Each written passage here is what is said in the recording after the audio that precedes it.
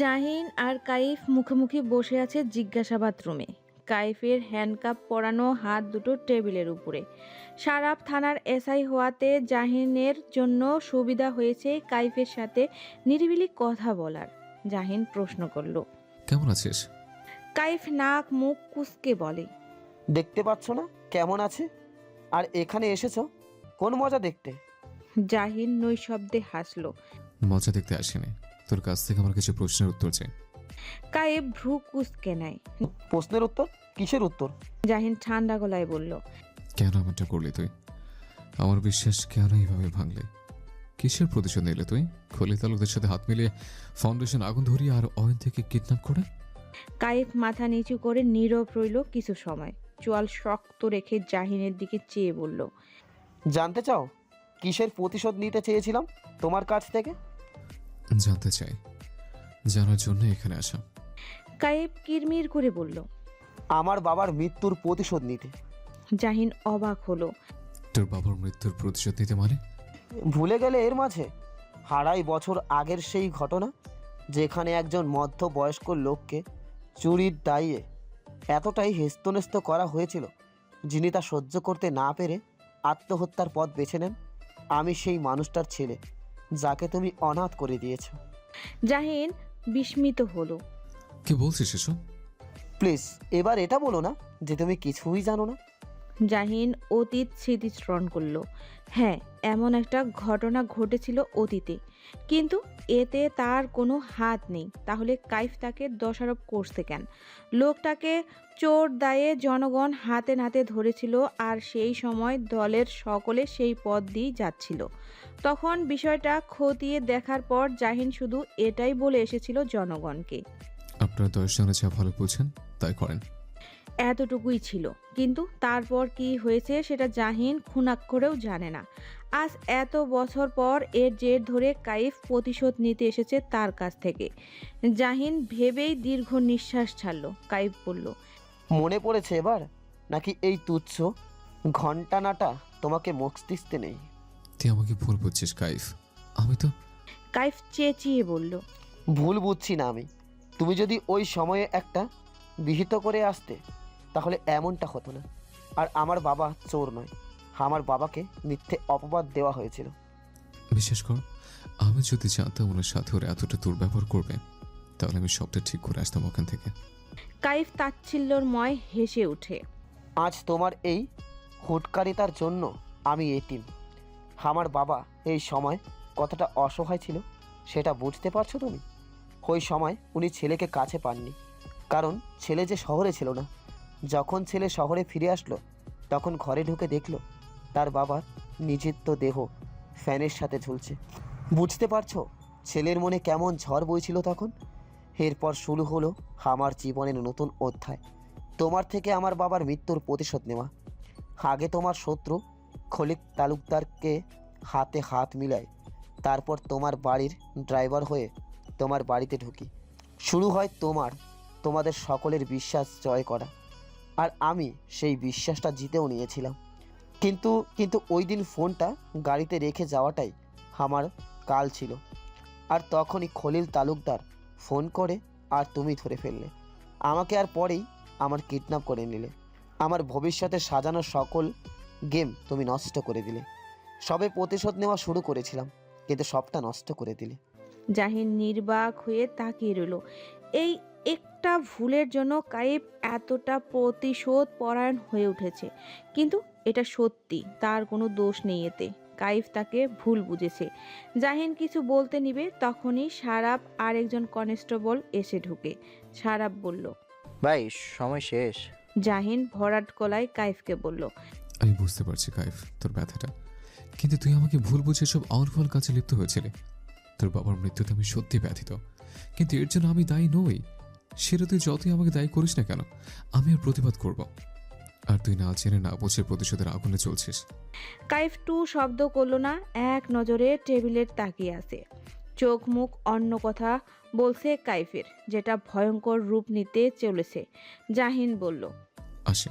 সারাফ ইশারায় কনস্টেবলকে বলল কাইফকে নিয়ে যেতে।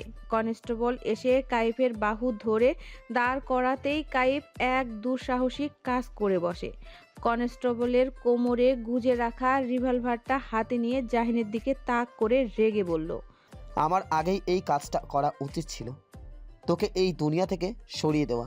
কিন্তু আমি ভুল করেছি। ভেবেছিলাম তোকে ধীরে ধীরে কষ্ট দিয়ে মারবো, কিন্তু সেটা হলো না। তাই আজকেই তোর জীবন সমাপ্ত করব আমি। উল্টো দিকে সারাফ রিভলভার কাইফের দিকে তাক করে বলল, কাউফ, ভুল কিছু করিস না, তাহলে কিন্তু তোরই ক্ষতি। তোর শাস্তি আরও দ্বিগুণ হবে। কাইফ চেঁচিয়ে বলল। হোক শাস্তি, তাও ওকে আমি মেরেই ছাড়বো। জাহিনের কোনো নড়াচড়া নেই, সে একই ভঙ্গিতে দাঁড়িয়ে কাইফের পাগলামোগুলো দেখে যাচ্ছে। সারাফ তা দেখে চেঁচিয়ে বলল। ভাই কি করছো? কাইফ উদ্যক্ত হলো ট্রিগারের চাপ প্রয়োগ করার। কাইফ যখনই ট্রিগার টিপতে যাবে অমনি সারাফ কাইফের হাত ঘুরিয়ে নেয়, কিন্তু শেষ রক্ষা হলো না। বুলেট ছুড়ে দেওয়া হলো।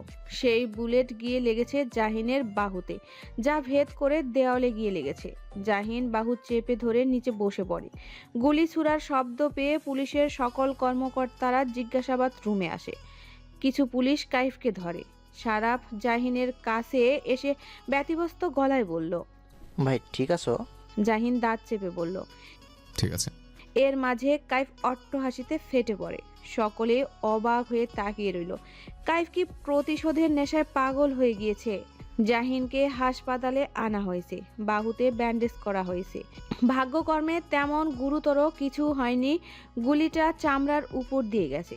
তবে এক ব্যাগ রক্ত নিয়েছে জাহিন। জাহিন সারাফকে না করেছে বাড়িতে না জানানোর জন্য। জাহিনের জন্য নতুন পোশাক আনা হয়েছে। এই রক্তমাখা পোশাক বাড়ির কেউ দেখলে হাজারটা প্রশ্নের সম্মুখীন হবে, সেটা সে চায় না। সন্ধান নেমে গেছে।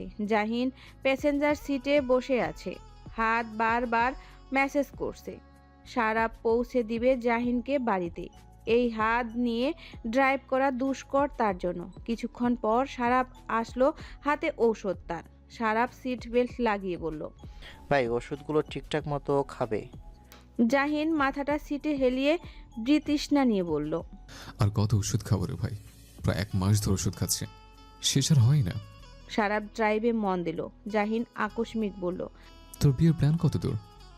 2-3 মাস পর বিয়ের প্ল্যানটা করা হয়েছে। এত দেরি? যারার বোর্ড পরীক্ষা শেষ হোক ভালো করে, তারপর। মেয়ে তো ফোনে রীতিমতো আমাকে থ্রেট দিয়েছে পরীক্ষার সময় বিয়ের তারিখ না ফেলতে। তুই যে আমার শালিকের উপর গোনজর ফেলবি আমার জানা ছিল না। সারাফ প্রফুল্লে হাসলো। শেখ বাড়ির সামনে গাড়ি থামালো। জাহিন বলল, ভেতরে যাবে না? না ভাই, থানায় কাজ আছে।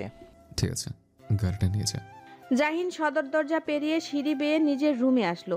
রুমে ঢুকতেই দেখে অয়ন্তী আপন মনে কেক খাচ্ছে। মেয়েটা আগের তুলনায় একটু বেশি খাওয়া দাওয়া করে, যার দরুন গুলুমুলু হতে শুরু করেছে। অয়ন্তী এক পলক জাহিনকে দেখে খাওয়ায় মনোযোগ দিল। আকস্মিক অয়ন্তী দাঁড়ান বলে চেঁচিয়ে ওঠে। জাহিন থতমত খেয়ে যায়। এই মেয়ের হঠাৎ হলো কি? অয়ন্তী উঠে জাহিনের সামনে এসে দাঁড়ায়। জাহিন অয়ন্তীর ভাবভঙ্গি দেখে সংশয় নিয়ে বলল, কি হয়েছে?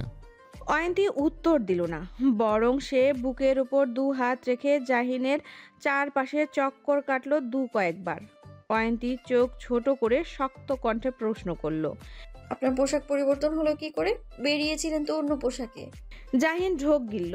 অয়ন্তী যে এটা লক্ষ্য করতে পারে মাথায় আসেনি। এবার কি বলবে?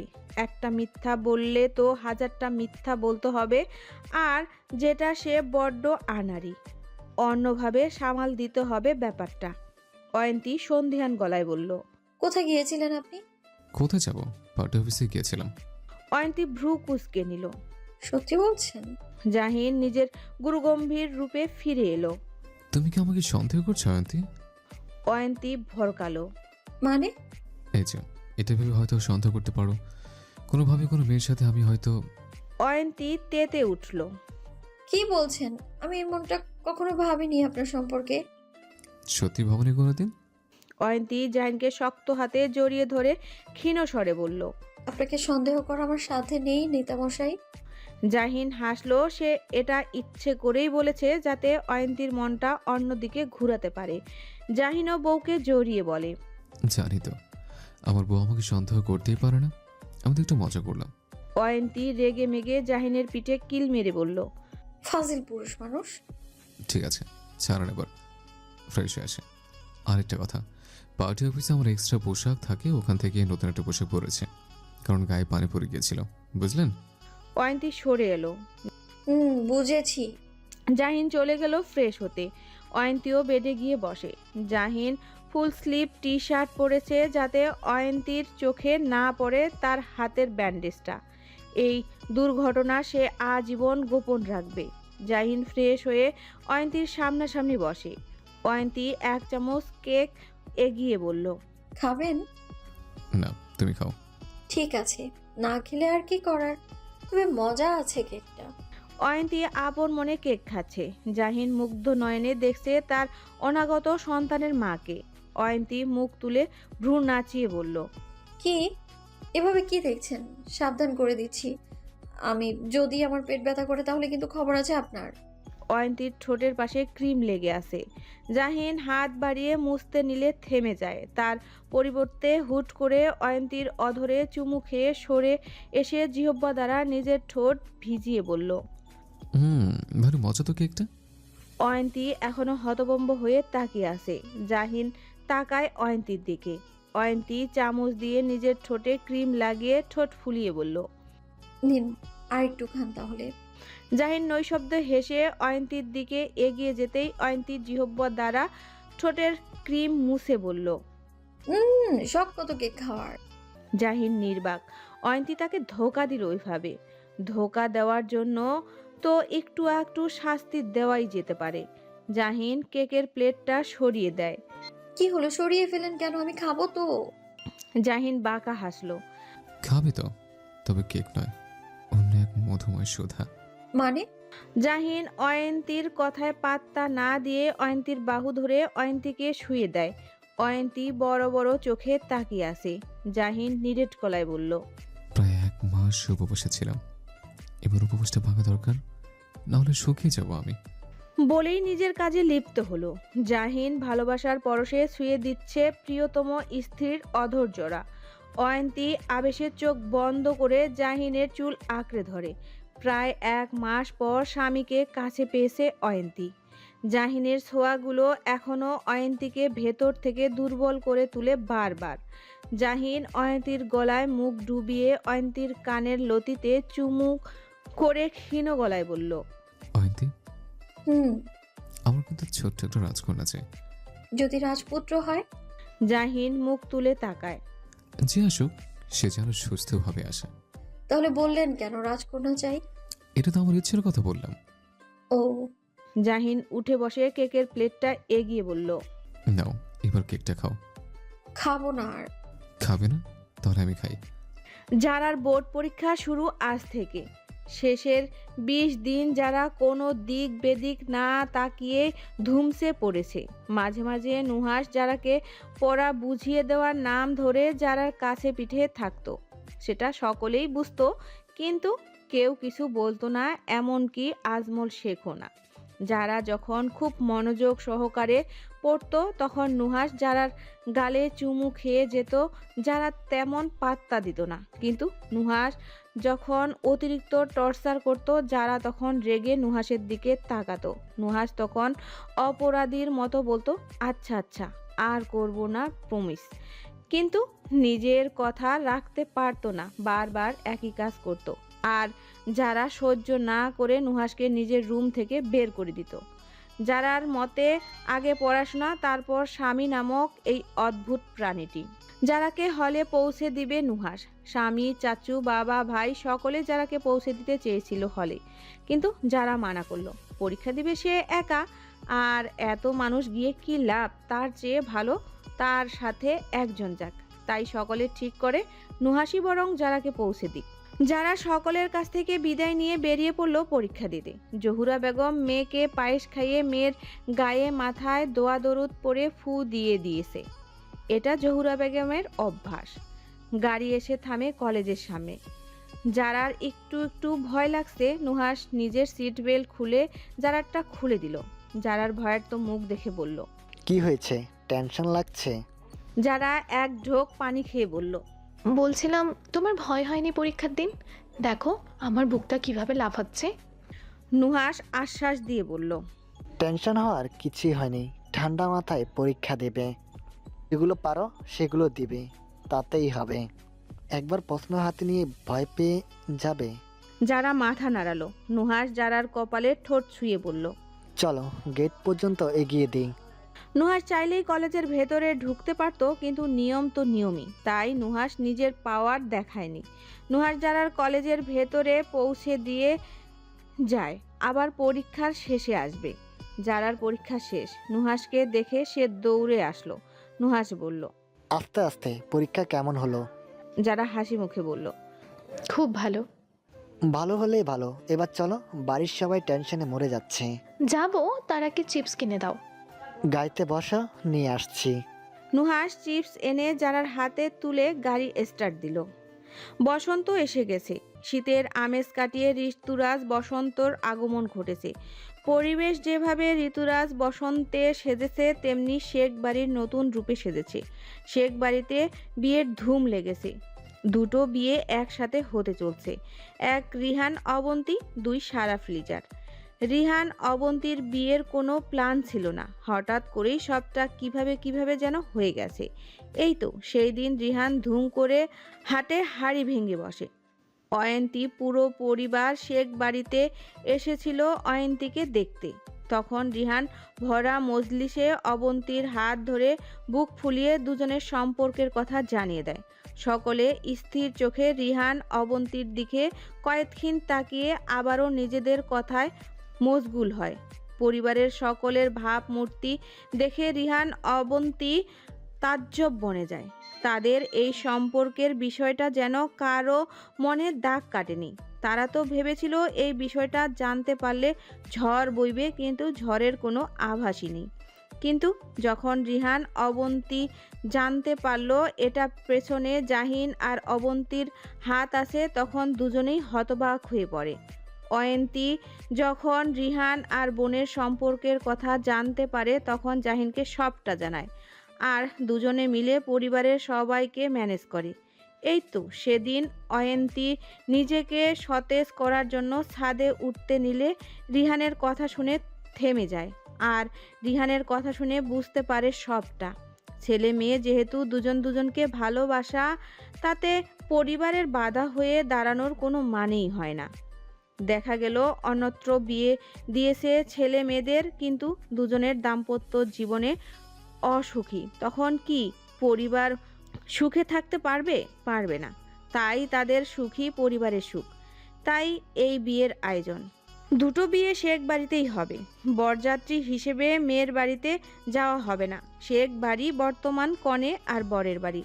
আয়োজনটা মূলত আজমল শেখের করা। দুটো বিয়ে যেহেতু হচ্ছে, তাহলে একই বাড়ি থেকেই হোক। বিয়ের পর না হয় যে যার বাড়িতে ফিরে যাবে। আজ সন্ধ্যায় মেহেন্দির অনুষ্ঠানের আয়োজন করা হয়েছে। দুই নববধূ 2 হাত ভর্তি মেহেদি দিয়েছে।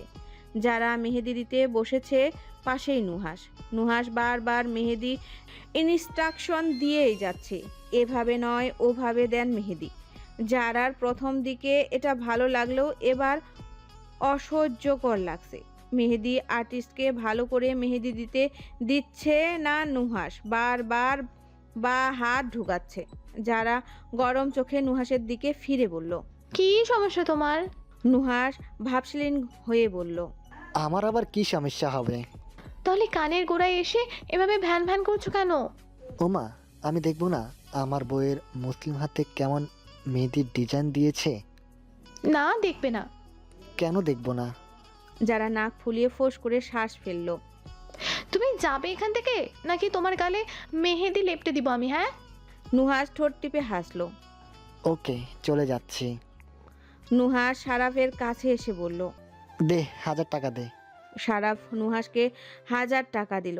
নুহাস কর করে 1000 টাকা নোট চুমু খেয়ে পকেটে ভরে গর্বের সহিত বলল, দেখলি তো কিভাবে ভালোবাসা দিয়ে বউকে বিরক্ত করা যায়। মূলত দু বন্ধুর মাঝে বাজি ধরা হয়েছিল। নুহাস যদি যারাকে ভালোবাসার মাধ্যমে বিরক্ত করতে পারে তাহলে নুহাসকে সারাফ 1000 টাকা দিবে, আর নুহাস যদি না পারে তাহলে সে সারাফকে টাকা দিবে। সারাফ বিরস গলায় বলল, এতে এত গর্ব করার মতো কিছু হয়নি, পরে গর্বে গর্ভবতী হয়ে যাবি। নুহাস আনমনে বলল, গর্ভবতী হলে সমস্যা কি? কিন্তু পরক্ষণে কথাটার মানে বুঝতে পেরে নুহাস তেড়ে যায় সারাফের দিকে। সারাফ দৌড় লাগায়। শেখ বাড়ি যেন এখন সুখের রাজ্য, চারিদিকে সুখের ছড়াছড়ি। এ শান্তি সুখের উপর কারো নজর যেন না লাগে। মেহেদির অনুষ্ঠান সমাপ্ত হলো। ঘড়িতে 11:30 বাজে, কিন্তু বাড়ির কেউ আর আজকে রাতে ঘুমাবে না। রাত পোহালেই তো বিয়ে, তাই সব কাজ রাতেই এগিয়ে রাখছে। অয়ন্তীকে জোর করে উপরে পাঠিয়ে দিয়েছে সকলে। এই অবস্থায় রাত জাগাটা মোটেও ঠিক নয়। অয়ন্তী রুমে আসলো। জাহিন আতশোয়া হয়ে ল্যাপটপ কোলে নিয়ে কাজ করছিল। অয়ন্তী আরামদায়ক কাপড় নিয়ে ওয়াশরুমে গেল ফ্রেশ হতে। অয়ন্তী ওয়াশরুম থেকে বের হতেই জাহিন ল্যাপটপ বন্ধ করে বউকে কাছে ডাকলো। অয়ন্তী স্বামীর কাছে আসলো। জাহিন অয়ন্তীকে নিজের কোলে বসিয়ে পেছন থেকে জড়িয়ে ধরে। অয়ন্তীও স্বামীর বুকে মাথা রাখে। জাহিন অয়ন্তীর হাত পরোক্ষ করে বলল, হাতে মেহেদি দাওনি কেন? সকলে না করলো দিতে। কেন? প্রেগনেন্ট অবস্থায় নাকি হাতে মেহেদি দিলে বাচ্চার শরীরের উপর প্রভাব পড়ে। জাহিন ভ্রু কুঁচকে বলে, কি বলেছে এটা? মা থেকে শুরু করে মুরব্বীরা সবাই বলল। কুসংস্কার। কিন্তু সবাই যখন না করেছে তাই আর দিইনি। জাহিন আফসোসের স্বরে বলল, ইস, ভেবেছিলাম বউয়ের মেহেদি রাঙা হাত দুটো দেখবো, কিন্তু তা আর হলো না। কেন বিয়ের সময় দেখেননি? তখন সুযোগ ছিল তোমার হাত এভাবে ধরার, আশেপাশে আসলেই তো লজ্জে মরে যেতে। এখন লজ্জা পাই না বুঝি? জাহিন অয়ন্তীর ঘাড়ে নাক ঘষল। লজ্জা ভেঙে দিয়েছে না? তাদের লজ্জা ভাঙার ফলটা এখানে আছে, যে বেড়ে উঠছে প্রতিনিয়ত একটু একটু করে। অয়ন্তীর পেট ছুঁয়ে বলল। অয়ন্তী নিজেকে আরো গুটিয়ে নেয় স্বামীর বুকে। জাহিনও বউকে শক্ত করে জড়িয়ে ধরে কৌতুকের স্বরে বলল, এইভাবে যে জড়িয়ে ধরে আছো, বাজে গন্ধ হচ্ছে না আমার গা থেকে? এখন সুন্দর গন্ধ আসছে। জাহিন নৈশব্দে হাসলো। মেয়েদের এত মুড সুইং হয় কেন? কিন্তু অয়ন্তী তো প্রেগনেন্ট, তার ক্ষেত্রে এমনটা হওয়া স্বাভাবিক। আজ গায়ে হলুদ, এক পাশে রিহান সারাফ আর অন্য পাশে অবন্তী লিজার গায়ে হলুদের আয়োজন করা হয়েছে। সকলে একে অন্যের গায়ে হলুদ মাখিয়ে নাজেহাল অবস্থা। এক একজন হলুদ দিয়ে ভূত সেজে বসে আছে। অয়ন্তী সর্বপ্রথম বান্ধবী আর বোনকে হলুদ ছুঁয়ে দিয়েছে। জাহিনের করা হুকুম এই হট্টগোলের মাঝে অয়ন্তী যেন না থাকে। অয়ন্তী জাহিনের সকল আদেশ অক্ষরে অক্ষরে মেনে চলছে। কথায় আছে সাবধানের মান নেই। নাচ গান থেকে শুরু করে সবই হলো। অয়ন্তী দূর থেকেই সবটা উপভোগ করলো। বিশেষ করে নুহাস আর যারা ফাটিয়ে দিয়েছে দুজনে। এ যেন এলাহি কাণ্ড। লিজা অয়ন্তীকে কনে রূপে সাজানো হলো। দুজনকে আট পেরে ভাবে লাল বেনারসি পরানো হয়েছে। গা ভর্তি গহনা, চুল খপা করে খপায় লাল গোলাপ দিয়েছে, মাথায় দোপাট্টা। অয়ন্তী বান্ধবী আর বোনকে উপর থেকে নিচ পর্যন্ত দেখে বলল, দুজনকে মাশাআল্লাহ খুব সুন্দর লাগছে। লিজা শুকনো ঢোক গিলে বলে, বান্ধবী কেমন জানি ভয় ভয় লাগছে। অবন্তী বলল, আপু আমারও ভয় লাগছে। অয়ন্তী লিজা আর অবন্তীর থুতনি ছুঁয়ে বলল, ভয়কে জয় করতে শিখ দুজন।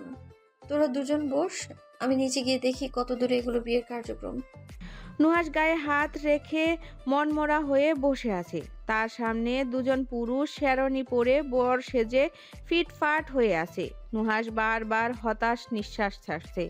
সারাফ শেরওয়ানির কলার ঠিক করে বলে, ওই শালা, তুই এমন মরার মতো বসে আছিস কি জন্য? নুহাস ফোঁস করে নিঃশ্বাস ছাড়ল। কবে এমন শেরানি পরে বর বেশে বিয়ে করতে পারবো আমি? সারাফ রিহানকে উদ্দেশ্য করে বলল, এই রিহান, ওরে একটা শেরওয়ানি ভিক্ষা মারতো। পিক্কা মেরে মেরে লাভ কি? শ্বশুরমশাই তো বলেই দিয়েছে মেয়ের পড়া শেষ হলে আনুষ্ঠানিকভাবে বিয়ে হবে, তাহলে নয়। রিহান বলল। আমার হিটলার বাপকে বলবো তোমার মনের বাসনাটা। না না, বড় বাবা যেদিন চাইবে সেদিন হবে, এর আগে নয়। জাহিন রুমে প্রবেশ করতে করতে বলল। কি রে, তোদের সাজগোজ শেষ হলো? কাজীতে বসে আছে। সারাপ বলল। হ্যাঁ ভাই, হয়ে গেছে। বিয়ের কাজ সম্পূর্ণ হলো। প্রথমে লিজা অবন্তীর সম্মতি নিয়ে তারপর সারাফ রিহানের সম্মতি নেওয়া হলো। দুজোড়া কপতি এক পবিত্র সম্পর্কে আবদ্ধ হলো। এবার দুজোড়া নবদম্পতিকে বসানো হলো পাশাপাশি। লিজা অবন্তী মুখ ঢেকে রাখা এক হাত ঘোমটা দিয়ে। সারাফ রিহানের যেন তর্স হয়েছে না সদ্য বিবাহিত নববধূকে দেখার জন্য। এই সব মাতব্বরি করছে যারা। অয়ন্তী এসবের মাঝে নেই। এত মানুষের ভিড়ে থাকার কারণে সাফোকেশন হচ্ছিল, তাই জাহিন অয়ন্তীকে নিয়ে নিরিবিলি জায়গাতে যায়। যারা সারাফ রিহানকে উদ্দেশ্য করে হাত চুলকাতে চুলকাতে বলল। ভাইয়ারা ভাবিদের চাঁদ মুখখানা দেখতে চাইলে আগে কিছু মিছু দিতে হবে। রিহান ভ্রু কুঁচকে বলে। কিছু মিছু মানে? এই তোমাদের পকেট খালি করতে হবে আর কি। বুঝলাম না, তুমি কি বরপক্ষ নাকি কোনে পক্ষ?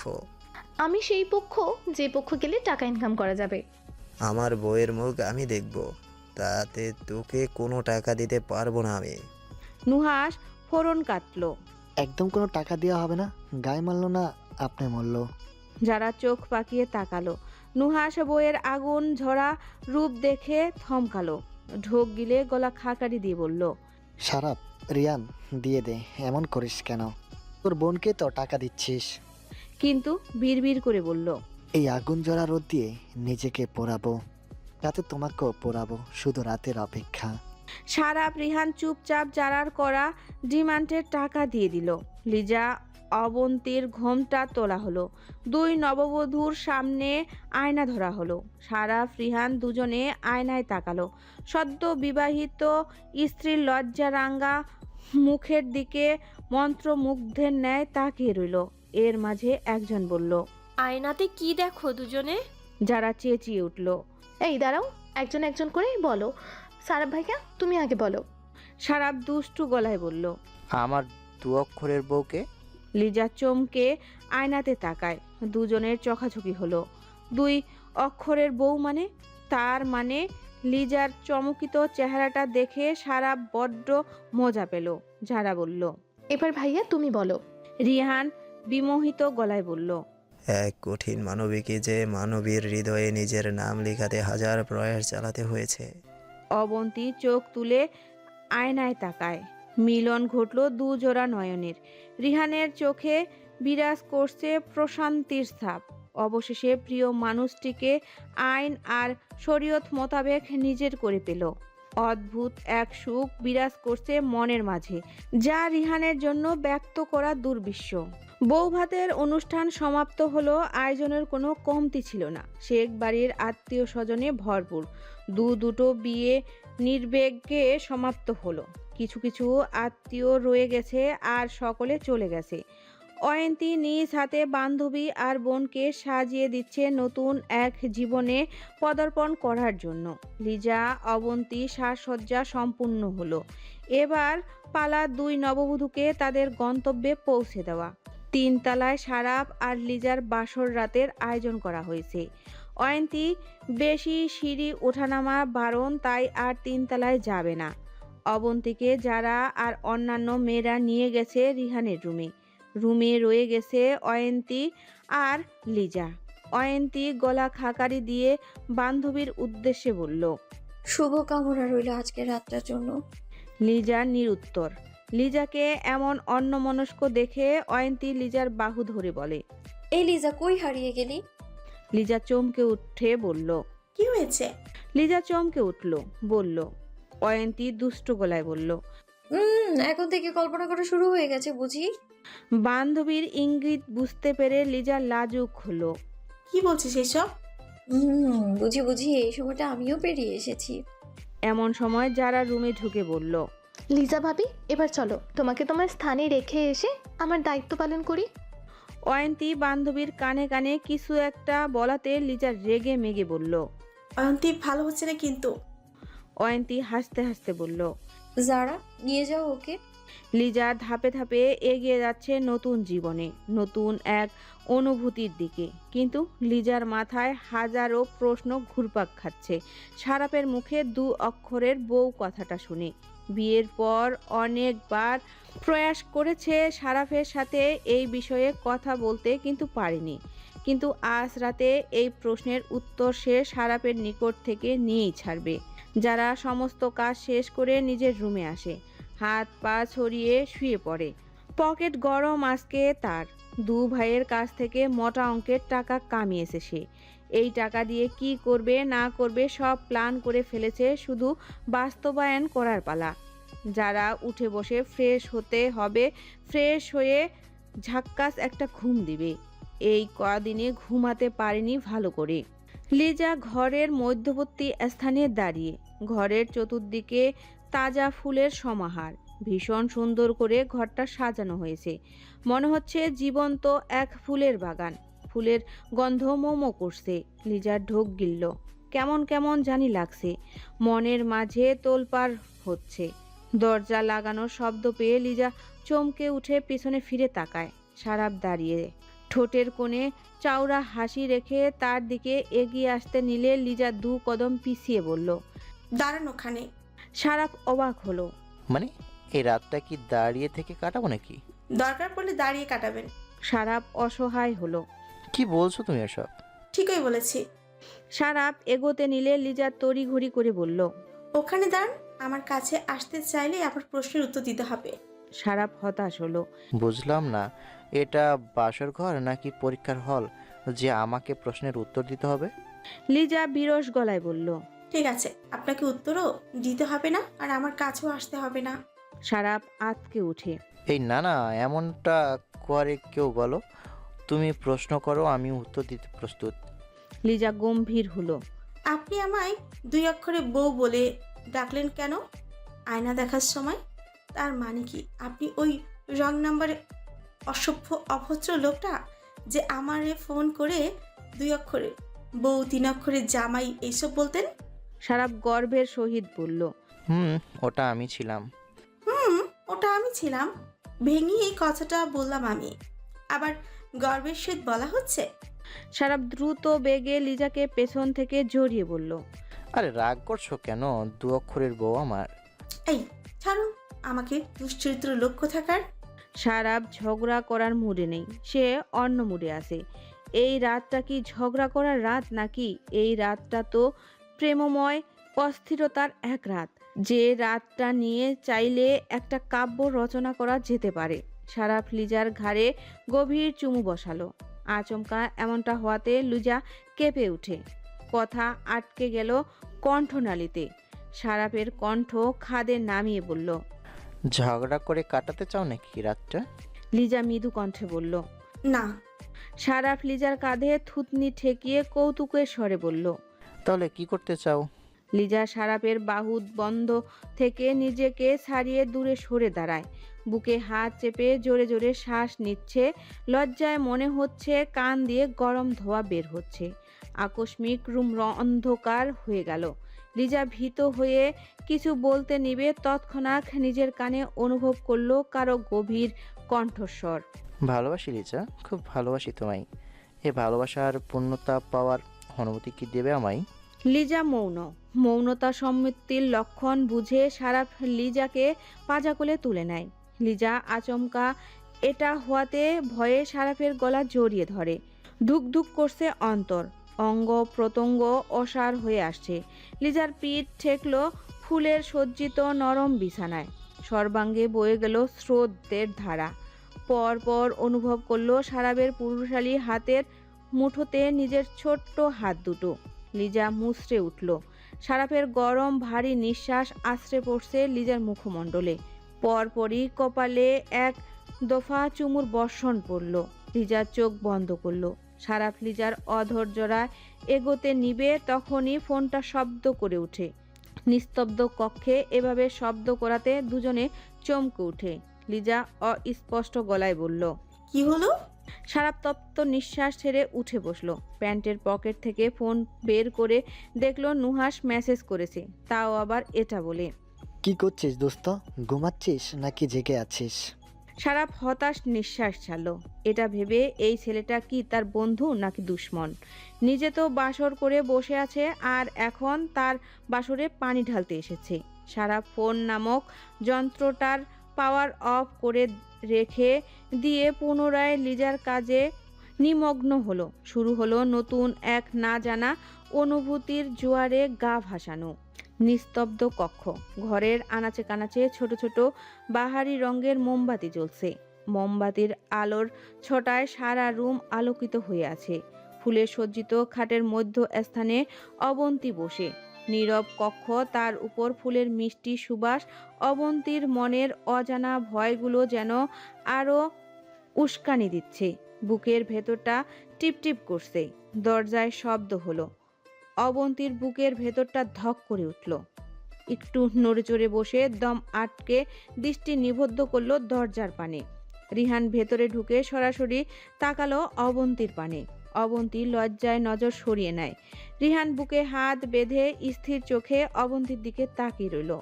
মোমবাতির হলদে আলোতে মেয়েটার লাজুক মুখখানা দেখতে বড্ড ভালো লাগছে। অবন্তী পুনরায় চোখ তুলে তাকায়।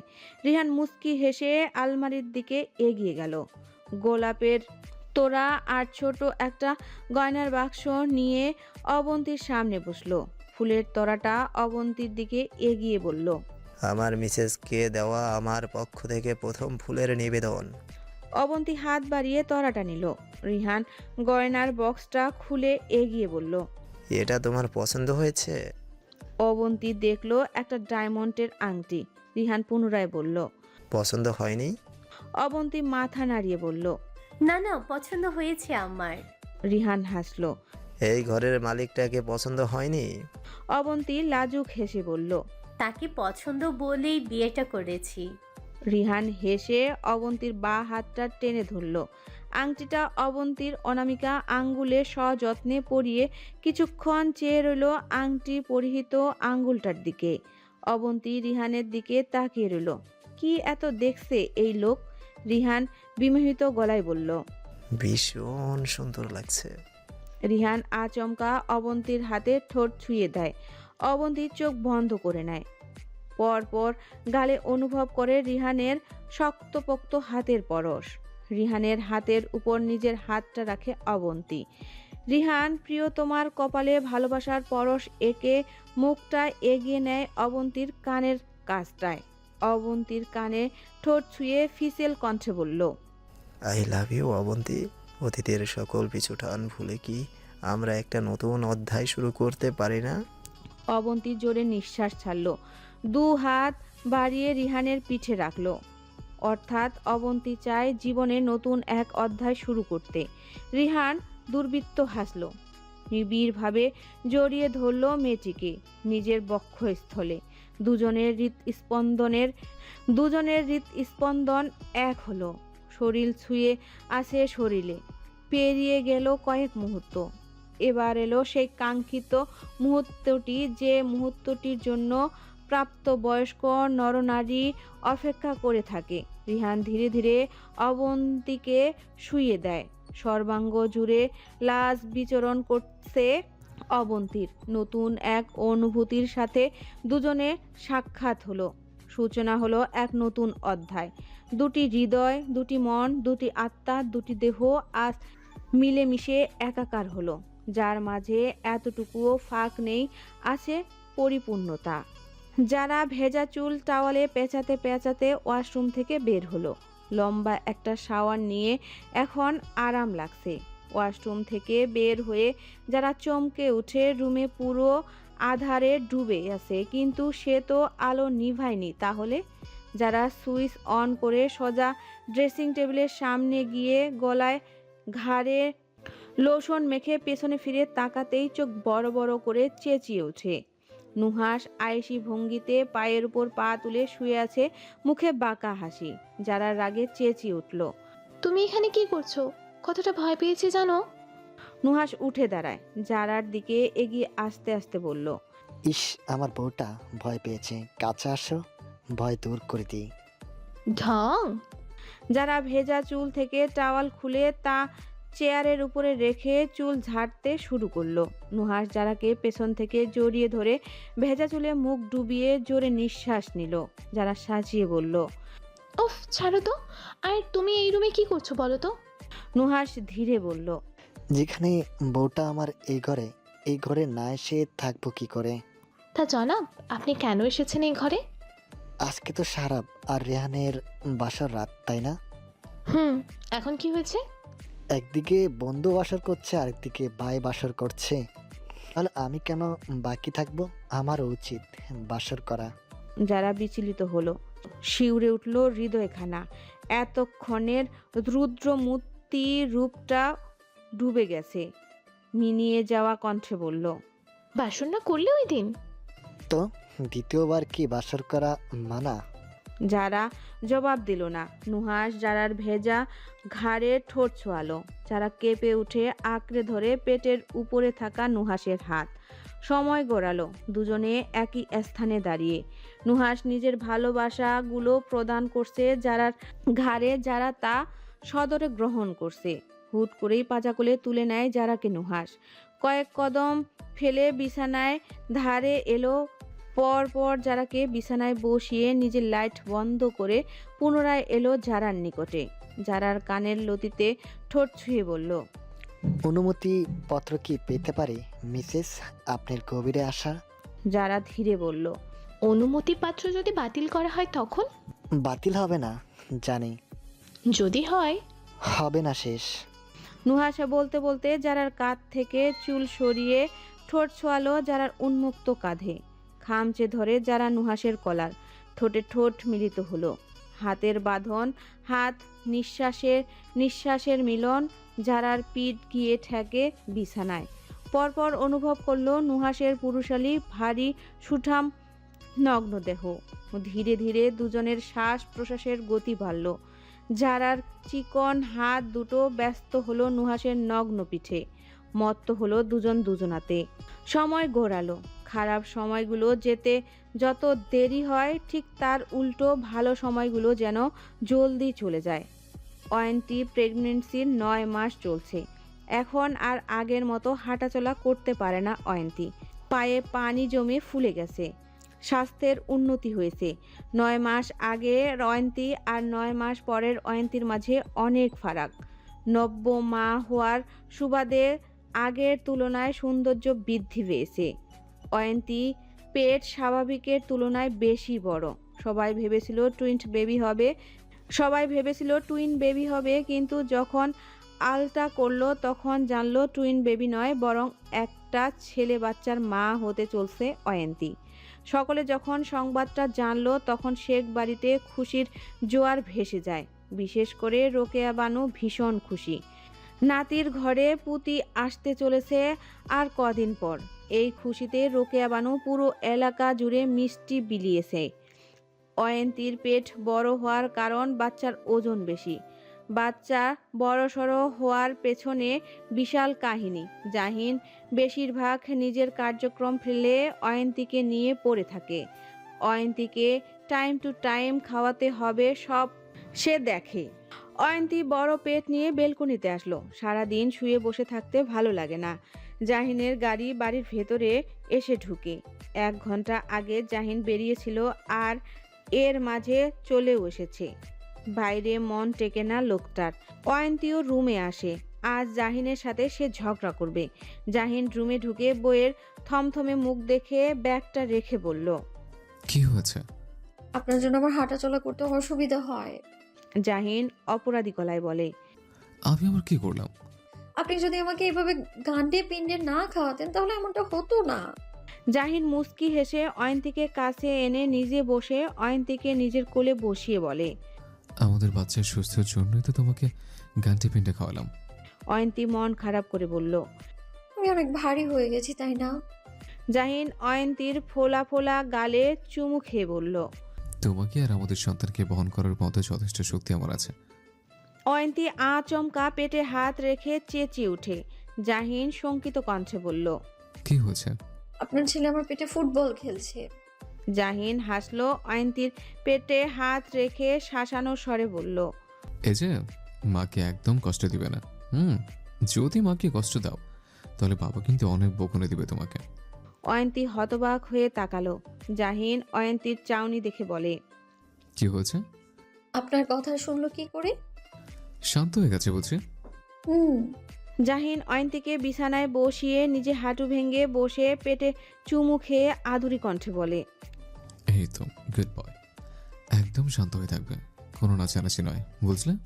রাত 10:15 অয়ন্তী ওয়াশরুম থেকে বের হতেই অনুভব করে তরল পদার্থ বেয়ে পড়ছে পা দিয়ে। সন্তান পৃথিবীতে আসার আগমন বার্তা দিয়ে দিয়েছে মাকে। অয়ন্তী কাপা কাপা গলায় জাহিনকে ডাকে। নেতামশাই। জাহিন ল্যাপটপ নিয়ে বসে অয়ন্তীর ডাক শুনে ছুটে এসে অয়ন্তীকে ধরে বলে, কি হয়েছে? অয়ন্তী পেটে হাত রেখে চাপা গলায় চেঁচিয়ে ওঠে। আকস্মিক পেটে মারাত্মক যন্ত্রণা অনুভব করলো। ঘামতে শুরু করলো অয়ন্তী। জোরে জোরে নিঃশ্বাস নিচ্ছে। জাহিনের মনে পড়ল অয়ন্তীর ডেলিভারির সময়ের কথা। 4 দিন পর ডেলিভারির তারিখ ছিল, কিন্তু সন্তান তাদের পৃথিবীর আলো দেখার জন্য যেন ধৈর্যহারা হয়ে গেছে। জাহিন অয়ন্তীকে চট করে কোলে তুলে বিছানায় শুয়ে দরজার সামনে দাঁড়িয়ে সবাইকে ডাকতে লাগলো। বাড়িতে আগে থেকে 2টো নার্স রাখা হয়েছে। অয়ন্তীর সি সেকশনের প্রয়োজন নেই, নর্মাল বাচ্চা প্রসব করতে পারবে। সকলে জাহিনের চিৎকার শুনে আসলো। নার্স দুজনের নিজেদের কাজে লেগে পড়ল। জাহিন রুমের বাইরে ছটফট করছে। বাড়ির মুরব্বীরা ড্রয়িং রুমে চিন্তিত মুখে বসে আছে। জাহিন করিডোরের এ মাথা থেকে ও মাথা পায়চারি করছে আর বারবার নিজেকে গালি দিচ্ছে কেন সে রাজি হলো নর্মাল ডেলিভারিতে। যদি সি সেকশন প্রসবে যেত তাহলে মেয়েটার এত কষ্ট সইতে হতো না। অয়ন্তীর আর্তনাদগুলো জাহিনের হৃদয় ক্ষত বিক্ষত করে তুলছে। এত সময় লাগছে কেন? জাহিন মন শক্ত করে নিয়েছে, অয়ন্তীকে নিয়ে হাসপাতালে যাবে সে। শার্টের হাতা গুটিয়ে এগোতে নিবে, তৎক্ষণাৎ ভেসে আসলো সদ্য জন্ম নেওয়া শিশুর কান্না। জাহিনের পা জোড়া থমকে যায়। এতক্ষণে আটকে রাখা দমটা ফোঁস করে ছাড়ল। নিচের সকলে কান্না শুনে উপরে আসছে। দরজা খুলে বেরিয়ে আসলো নার্স, সাথে শুভ্র কালারের মোড়ানো ফুটফুটে নবজাতক। জাহিন এগিয়ে কমলত হাতে কোলে নিল নিজের সন্তানকে। নার্সকে প্রশ্ন করলো, অয়ন্তীও ঠিক আছে? জাহিনের বুকের অস্থিরতা কমলো, স্বস্তির নিঃশ্বাস ত্যাগ করলো। তাকালো সন্তানের দিকে, ফুটে উঠে মৃদু হাসি আগলে ধরল বুকের মাঝে। জহুরা বেগম খুশি গলায় বলেন, জাহিন, ছেলের কানে আজান দে বাবা। জাহিন থমকালো, নিজে না দিয়ে বাবার কোলে ছেলেকে দিয়ে বলল, বাবা আপনি নাতির কানে আজান দেন। আজমল শেখ হাসলেন। নাতির কপালে চুমু খেয়ে আজান দিয়ে জাহিনের কোলে দিয়ে চলে যান মিষ্টি কিনতে। জাহিন ছেলের কপালে ঠোঁট ছুঁয়ে বলল, আমার বাবা, আমার আরশ, তুমি শেখ আব্রাহাম আরশ, তুমি আমার গোটা এক পৃথিবী, যে পৃথিবীতে শুধু সুখ বিরাজ করবে। বলতে বলতে চোখে ভিড় জমায় নোনা জল। বাবা হওয়ার অনুভূতিটা যেন ব্যক্ত করা অসম্ভব। একমাত্র তারাই বুঝবে যারা এই অনুভূতি গ্রহণ করেছে। জাহিন ছেলেকে এনে অয়ন্তীর পাশে শুয়ে দেয়। অয়ন্তীর ক্লান্ত মুখশ্রীর দিকে এক পলক তাকিয়ে কপালে চুমু খেয়ে স্নান কণ্ঠে বলে, ধন্যবাদ অয়ন্তী, আমার পিতৃত্বের স্বাদ গ্রহণ করানোর জন্য। অয়ন্তী ঢোক গিলে ঝরানো কণ্ঠে বলল, আপনাকেও ধন্যবাদ আমার মাতৃত্বের স্বাদ গ্রহণ করানোর জন্য। জাহিন বেডে বসলো, বলল, ছেলের মুখ দেখবে না? দেখেছি, একদম আপনার মতো হয়েছে। তাই বুঝে, কিন্তু মনে হচ্ছে আমার স্বভাব পাবে না। ধৈর্য কম আমার ছেলের, না হলে এভাবে 4 দিন আগে ভাগে চলে আসে দুনিয়ায়। দুজনে একসাথে হেসে উঠে। শেখ বাড়ি আবারও 2.5 বছর পর সেজে উঠেছে। তার কারণ বাড়ির একমাত্র কন্যার বিয়ে। আজমল শেখের মত পাল্টে ফেলেছেন, মেয়ের বিয়ে আনুষ্ঠানিকভাবে সম্পূর্ণ করে ফেলবেন। মেয়ে কখন পড়াশোনা শেষ করবে সেই দিন আসতে বহু দেরি। আর তার উপর যারার জন্য কদিন পর পর বিয়ের প্রপোজাল আসছে। তাই পুরো দমে শুরু হলো বিয়ের অনুষ্ঠান। ছোট্ট আরস রং দিয়ে নিজেকে 12টা বাজিয়ে ফেলেছে। ছোট্ট পা দুটো দিয়ে হাঁটতে শিখেছে সে। অয়ন্তী একটু আগে ছেলেকে গোসল করিয়ে সাজিয়ে দিয়েছে, আর ছেলে এই আকামটা করেছে একটু চোখের আড়াল হতেই। অয়ন্তী পুনরায় ছেলেকে পরিষ্কার করতে করতে বকে যাচ্ছে। এত দুষ্টু তুমি রং দিয়ে এসব করেছো কেন? হ্যাঁ, আরস পানি পেয়ে হাত পা নাড়িয়ে হেসে যাচ্ছে। অয়ন্তী রাগী গলায় বলে, মা বলছি আর তুমি হাসছো, একটু লজ্জা নেই তোমার? জাহিন বাগানে ছিল, এই খবর শুনে আসলো। ছেলেকে এমন রঙে মাখো মাখো দেখে অবিশ্বাস্য গলায় বলল, এ কি বাবা, এ কি অবস্থা করেছো নিজের? একেবারে ভুল সেজে গেছো। আপনি এসেছে দেখেন তো আপনার অধৈর্যশীল পোলা কি করেছে নিজের। ওকে পরিষ্কার করে দাও। অয়ন্তী যতটুকু পেরেছে রং তুলেছে ছেলের গা থেকে। ছেলেকে নতুন পোশাক পরিয়ে জাহিনের কোলে দিয়ে বলল, নিন আপনার ছটফটে পোলাকে নিন। জাহিন ছেলের গালে চুমু খেয়ে বলল, চলো বাবা, দুই বাপ ছেলে মিলে তদারকি করে গিয়ে বিয়ের। অয়ন্তী মুগ্ধ নয়নে স্বামী সন্তানকে দেখছে, তার ভরা সংসার। জাহিনকে নিজের জীবন সঙ্গী হিসেবে পেয়ে সত্যি সে ভাগ্যবতী। এমন শুদ্ধতম পুরুষ হয়তো প্রত্যেকটা মেয়ে নিজের স্বামী রূপে চায়। জাহিন ছেলের সাথে কথা বলতে বলতে রুম থেকে বেরিয়ে গেল। যারার বিয়ে ধুমধাম করে হলো। নুহাসের মনের বাসনাটা পূর্ণ হলো। সারাপ যবে থেকে শুনেছে আনুষ্ঠানিকভাবে বিয়েটা হবে, তবে থেকে বেচারা নুহাসকে নানানভাবে বিরক্ত করে যাচ্ছে। শেখ বাড়িটি যেন সুখের নীড়ে পরিণত হয়েছে। সবটা সম্ভব হয়েছে জাহিনের জন্য। যত শত্রু আছে সব শত্রুর দুর্বলতাগুলো বের করে নিজের হাতের মুঠোয় নিয়ে এসেছে। তাই চাইলেও কেউ কিছু করার সাহস পায় না। যদি করেও থাকে সেটা জাহিন সামলে নেয়, পরিবারের উপর আঁচ কাটতে দেয় না, আর না ভবিষ্যতে কোনোদিন দিবে। সমাপ্ত। আমাদের গল্পটি আপনাদের কেমন লেগেছে অবশ্যই লাইক কমেন্ট করে জানাবেন। আর হ্যাঁ, অবশ্যই সাবস্ক্রাইব করবেন আমাদের চ্যানেলে নিত্য নতুন ভালোবাসার গল্প শুনতে। ভালো থাকবেন, সুস্থ থাকবেন। আল্লাহ হাফেজ। আসসালামু আলাইকুম।